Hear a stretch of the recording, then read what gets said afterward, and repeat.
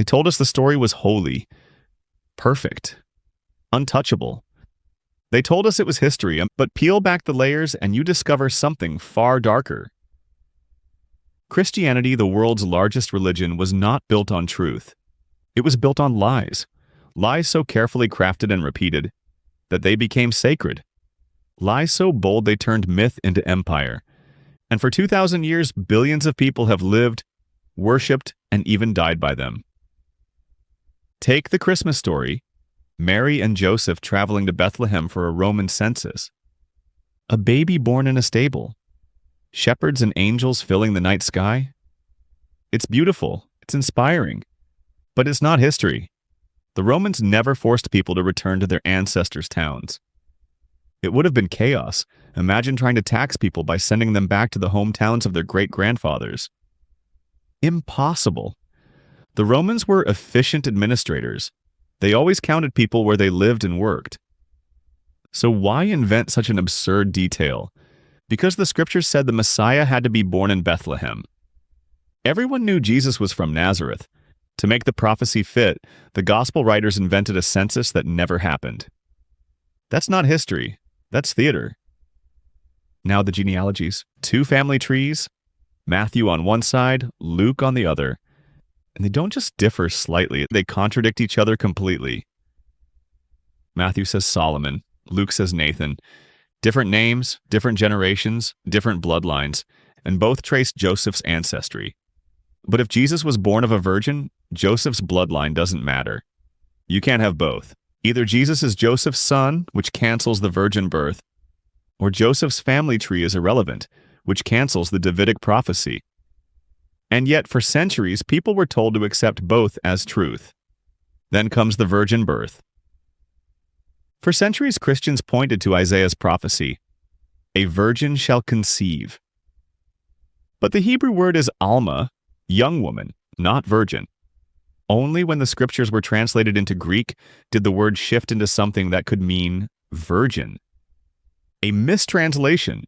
A single mistranslated word became the foundation for one of the most central doctrines of Christianity.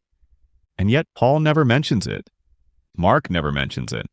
The story only appears decades later in Matthew and Luke. When Christianity was already competing with religions full of divine births and miracle children.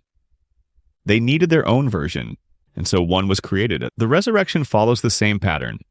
Paul claims more than 500 people saw the risen Jesus. But he names no one, no places, no dates, no details. And the Gospels? Silent.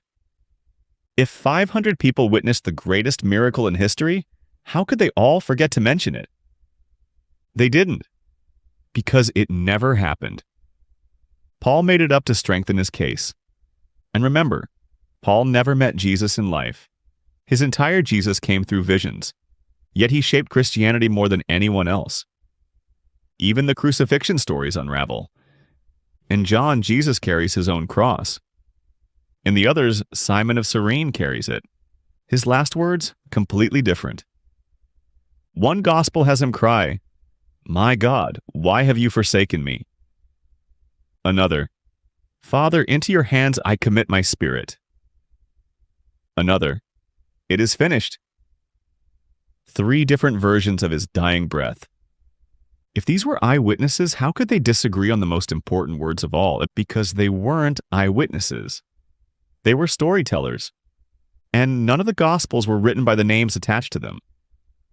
Matthew, Mark, Luke, John.